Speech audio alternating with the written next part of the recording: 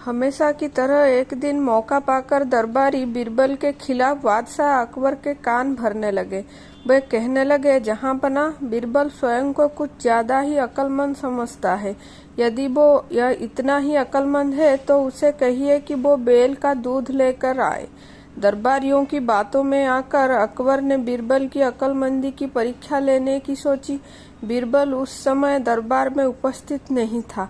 जब वो दरबार पहुंचा तो अकबर बोले, बीरबल, क्या तुम मानते हो कि दुनिया में कोई कार्य असंभव नहीं? जी हजूर, बीरबल ने उत्तर दिया। तो ठीक है, हम तुम्हें एक काम दे रहे हैं, तुम उसे 2 दिवस के भीतर करना होगा।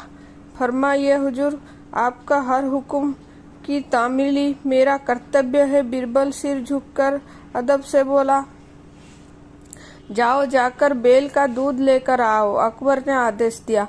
आदेश सुनकर बीरबल भौंचक्का रह गया। इधर उधर दरबारी मन ही मन बड़े प्रसन्न हुए थे।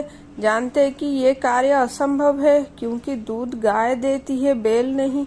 क्यों बीरबल, तुमने कोई जवाब नहीं दिया? अकबर बोले। बीरबल क्या कहता? वो बहस करने का समय नहीं था। हामी भरकर वो घर पर लौट आया। घर आकर उसने गहन सोचा विचार किया। अपनी पत्नी और पुत्री से भी चर्चा की। आखिरकार सबने मिलकर एक उपाय निकाल ही लिया। उस रात बीरबल की पुत्री अकबर के महल के पीछे स्थित कुएं पर गई और पीट पीट कर कपड़े धोने लगी। अकबर के महल की खिड़की उस कुएं की ओर खुलती थी। जोर जोर से कपड़े पीटने की आवाज सुनकर उनकी नींद खुल गई। खिड़की से वो उन्हें एक लड़की कुएं पर कपड़े धोती हुई दिखाई दी। अकबर ने वहीं से चिल्लाकर उस लड़की से पूछा, बच्ची, इतनी रात गए कपड़े क्यों धो रही है? बीरबल की पुत्री बोली, हुजूर, मेरी माता घर पर नहीं है। वो कुछ महीने से अपने मायके में है। उनकी अनुपस्थिति में आज मेरे पिता ने एक बच्चे को जन्म दिया। दिन भर मुझे उनकी सेवा शुश्रूषा करनी पड़ी। कपड़े धोने का समय ही नहीं पाया, इसीलिए रात में कपड़े धो रही हूँ। किसी विचित्र बातें कर रही है बच्ची। आदमी बच्चे पैदा करता है क्या? अकबर कुछ नाराजगी से बोले। हाँ, बेल अगर दूध दे सकता है तो आदमी भी बच्चा पैदा कर सकता है, लड़की ने उत्तर दिया।